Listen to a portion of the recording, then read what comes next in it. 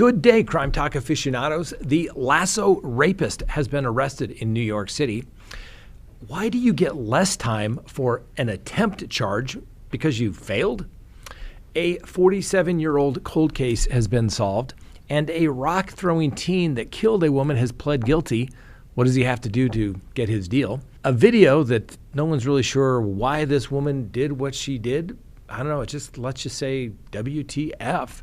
Stand your ground doesn't allow you a defense when you're just stupid. And then our dumb criminal of the day. Let's talk about it. All right, lawyer. Good day, everyone. My name is Scott Reich, and this is Crime Talk. Thanks for joining us. You know the drill. Subscribe if you haven't, like if you do, leave me a comment, hit that bell, and you can listen to us on any of your favorite podcasting apps.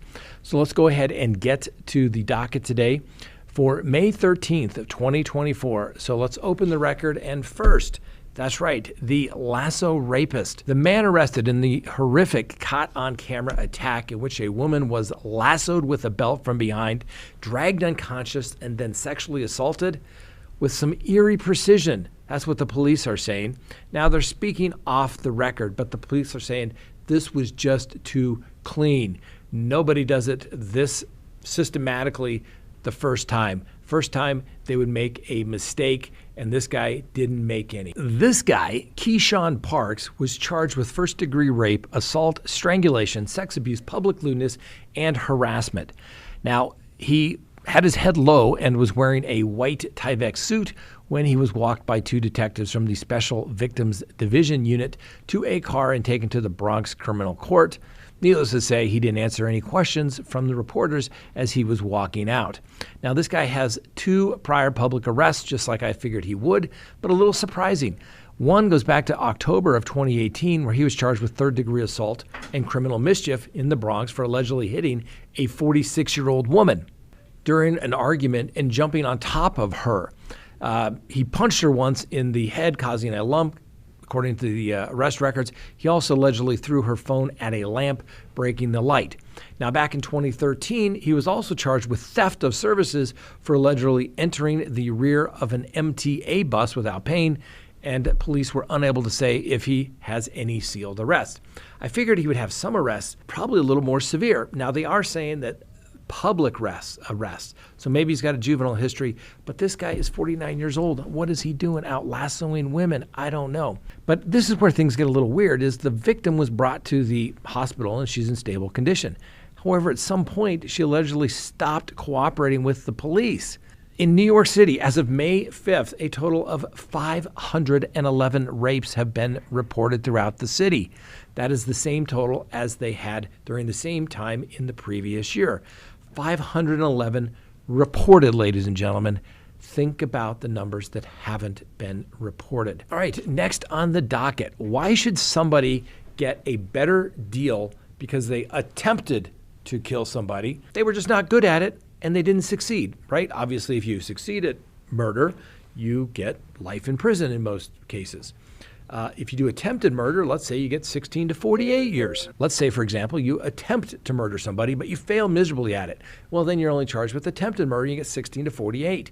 You have the same intent, you just didn't fulfill the act. So have you ever thought, why should you get a lower sentence for an attempted murder, an attempted sexual assault, an attempted robbery? Something to think about. Why should you get a better deal for being stupid? And the reason I bring that up is, let's take a look at this. Melody Johnson. This woman was accused of poisoning her husband's coffee. And what did she get? 3 years of probation. Now, the judge told Miss Johnson that she is to have no contact with her husband, and as part of her sentencing, she must participate in some mental health treatment and follow any of the recommended treatment that the mental health people recommend. She's also barred from having any alcohol. And as we brought you the story back in early April, Johnson pled guilty to 2 counts of adding poison or a harmful substance to food or drink. Now, her husband didn't want her to go to prison. Otherwise, she probably would have. But it makes you think. She attempted to kill this guy, her husband. She didn't succeed because he got suspicious and actually put up a camera to see what was taking place every morning because, my coffee tastes a little funny today. he got concerned, but he doesn't want anything bad to happen to his wife.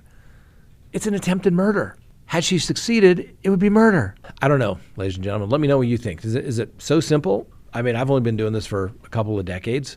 Maybe I'm missing something, but if you would think that you should get the same punishment. Next, a cold case has been solved. So nearly 50 years after a brutal stabbing of a teen, as she was babysitting on a Monday night back in 1977, the Colorado Springs Police Department has declared that the case has been solved. And while justice will never come for the suspect, the 14-year-old Maria Hansel's family says that she can now finally rest in peace. So a press conference was held on May 8th by the Colorado Springs Police Department and the district attorney's office, and they are confident in the identification of the suspect in this case. The suspect is a guy by the name of William Charles Kernan Jr., who was identified through DNA evidence and genetic genealogy 47 years after the attack. Now, the investigation dates back to February 7th of 1977. And about 40 minutes before midnight, a woman returned to her apartment on North Nevada Avenue in what is now University Village to find her babysitter, just 14 at the time, dead in the master bedroom.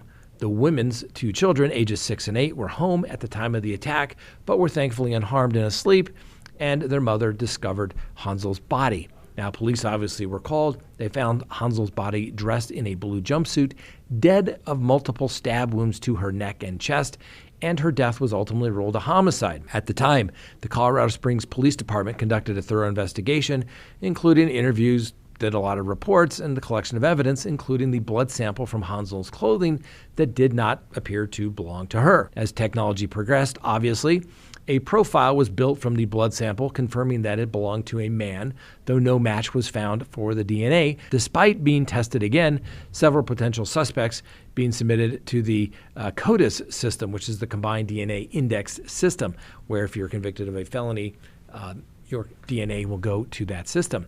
Well, with no match to the DNA sample in CODIS and no other identifying information on a potential suspect, needless to say, the case went cold. Well, 2 years later, back in 2019, Hansel's case was ignited with a little hope. The Colorado Springs Police Department reached out to Parabon Nanolabs to conduct genealogy genetic testing. And they tried to use the DNA analysis involved from public commercial DNA databases. Anyway, the genetic genealogy, as it's applied to cold case, is to use DNA samples to build a web of possible relatives and ancestors to narrow down an unknown victim or offender. Now, the Colorado Springs Police Department said the genetic genealogy match that resulted from the inquiry led investigators to comb through family trees of possible ancestors, including online genealogy databases, newspapers, archives, public family trees, obituaries, and other public records. Finally, a person of interest was identified. That was William Charles Kernan Jr., who had been a student at a local college and was an acquaintance of the woman Hansel was babysitting for on the night of her murder. Now, unfortunately, Colorado Springs Police Department said it could not confirm an absolute match between the crime scene DNA and the person of interest because Kernan passed away back in 2010 of natural causes, and he had been cremated. Anyway, Kernan also had no living biological relatives. However, after review of the case and the DA's concluded that genetic genealogy research, the DA's office said it is confident that Kernan is the person responsible for Hansel's murder. Finally, 40-some years later, we get some relief for the family. Obviously, DNA is huge. Obviously, it would have been nice if maybe this gentleman had been around and justice truly could have been served, but maybe he got his by dying a little earlier than most. Anyway, next on the docket, we had a case here in Colorado, the rock-throwing teenagers. 3 teenagers were charged with throwing rocks off of an overpass, and it killed a young woman. Well, one of them has pled guilty. Zachary Quack pled guilty for the rock-throwing attack on the night of April 19th of 2023. As a result of his plea and cooperation, he's only going to go to prison for 20 to 32 years, which means obviously he's going to testify against the 2 other co-defendants. So the facts are that back on April 19th of 2023, between the hours of approximately 10 p.m. and 10:45, 7 vehicles were hit by rocks in Jefferson and Boulder counties. Tragically, Alexa Bartell lost her life and 3 others were injured. As a part of the plea, Mr. Quack has agreed that with regard to the death of Bartell, the defendant acted knowingly under circumstances manifesting extreme indifference to the value of human life by engaging in conduct which created a grave risk of death. Now, Mr. Quack pled to the following counts: assault in the first degree, 10 to 32 years, assault in the second degree, 5 to 16 years. That names 3 victims where they received injuries, and a criminal attempt to commit assault in the second degree, a class 5, 1 to 3 years, naming other victims who were cars were hit, but they were not seriously injured. Now, the original charges were dismissed as a result of the plea, and he is scheduled to be sentenced sometime in September after he testifies in a co-defendant's trial. The threat of imminent incarceration breaks the bonds of loyalty, ladies and gentlemen. Every time, multiple co-defendant case, first one in gets the best deal. Okay, this video, I don't know what to say other than WTF. Look at this surveillance footage, and it shows a disturbing scene in a Houston neighborhood earlier this month as a driver appeared to target a man walking to get his mail when she hits him with a car. Karen Fisher then backed over the victim, and this guy's 64 years old. Stephen Anderson is the victim, and then continued to back the car out of the video frame. And then as the neighbors rush out to offer assistance, Fisher strode back up the street, flipped the victim over, straddled him, kissed him, and then stabbed him 9 times. Now, Fisher appeared to be talking with someone in another car on the street for a while before attempting to open the door. And when that failed, she walks back towards Anderson's body, leaps over, and plops down on top of him into the video frame. Now, witnesses gave officers information about where the suspect went, and ultimately she was arrested. Now, she's been charged, Ms. Fisher has been charged with murder and booked into the Harris County Jail there in Houston on a $2 million bond. All right, ladies and gentlemen, we hear a lot about stand your ground. What is stand your ground, right? Generally, use Florida as an example. If you feel as though you are in fear of death or serious bodily injury, you can use deadly force to defend yourself. No duty to retreat, call the police, you can act immediately. Well, take a look at this guy, Alexander Del Toro. He's been charged with manslaughter in the death of his mother. That's right, his mother, Cindy Del Toro. Now, apparently the family had been out to dinner to celebrate his 28th birthday, and Del Toro and his father got into an argument on the way home. The argument escalated into some pushing and shoving. Once they got back to the home, Cindy Del Toro stepped in between the dueling father and son and tried to separate the two. Once separated from his father, her son pulled out a concealed handgun, aimed it at his mother, and shot her in the face. Well, they had a hearing to determine whether he should be allowed to go free under the stand your ground because he has immunity. Well, the judge can reject that. You can still usually present it to the jury, but the judge kind of says, yeah, this is either stand your ground or we'll let the jury decide. He says, let the jury decide. In a court hearing late last week, the defendant argued that his glasses had fallen off and he couldn't see, plus he was sure his father was also armed. So he raised his fist at me like he was going to punch me, he said. He had pushed me against the wall. I saw his hand go into his pocket. I pretty much knew what he was going for, is what Mr. Del Toro testified to. Anyway, Del Toro had tried to retrieve his gun before shooting his mother, but she got in between them before he could. And once the two men were separated, the document said the defendant produced the firearm, pointed in the direction of the victim, discharged a single round. That round struck Cindy Del Toro in the face. She was pronounced dead at the scene, and Del Toro also admitted that he did not have a permit to carry the gun, which is not that big of a deal, but that he got aggravated during the physical altercation and pulled out the firearm, but he did not mean to discharge it, according to the affidavit in his testimony. Anyway, the judge found that his claim of self-defense under the stand your ground law didn't pass the muster, so the case must proceed to trial. Yes, Mr. Del Toro, when you say stand your ground, you're saying, I am going to stand my ground. I am justified. It is an affirmative defense. I was justified in shooting my mother in the face. Tough when she wasn't the one being the aggressor.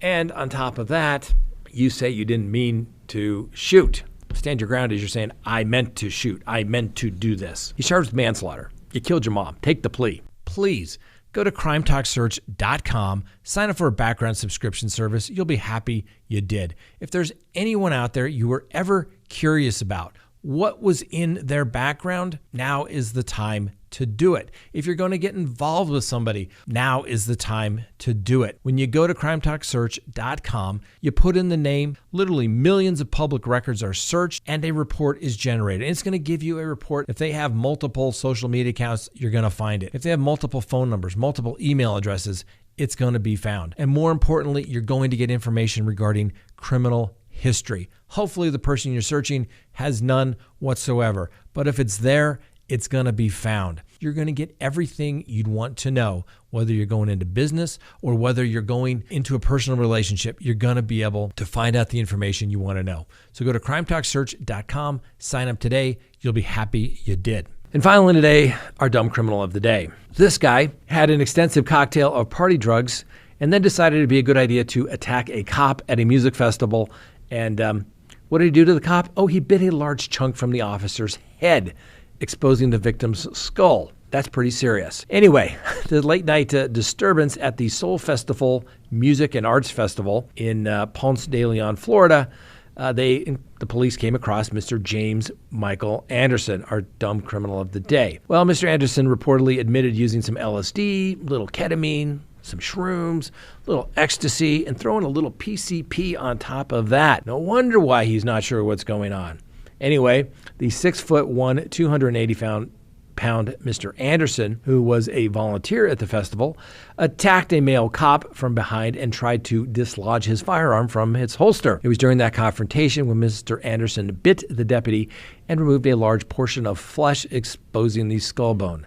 Now, Mr. Anderson was transported to a local hospital where he admitted to biting the deputy, and he actually was complaining that he had hair in his teeth. Ew. Gross. Anyway, Mr. Anderson, police noted, also moaned that police were at the music festival making drug crime arrests, stating, "Y'all only did this to make the Baptists happy." Anyway, Mr. Anderson was charged with 2 felonies, aggravated battery on a law enforcement officer and resisting an officer with violence. He's locked up in the county jail, and I bet he won't be making the music festival next year.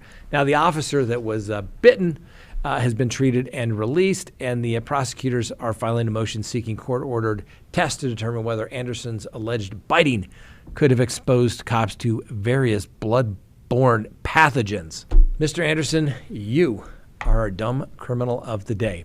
Takes that little pharmacy of mixture of drugs and then bites a cop because he's upset that they're making drug arrests. Everybody knows, I don't care if you're going to a Fish concert or an REO Speedwagon concert, right? If they see the drugs, they're going to arrest somebody. Mr. Anderson, you are dumb for taking that little cocktail and biting the cop. Like, what did you expect, Mr. Anderson? I think you're going to prison. You bite a cop's skull, you're going to prison, Mr. Anderson. You're going to prison. Anyway, you're also a dumb criminal, so you got that going for you. You can mount that on your cell wall. All right, that's all we have for today, ladies and gentlemen. Thanks for watching. We'll see you next time on Crime Talk. And yes, remember, the Constitution does matter.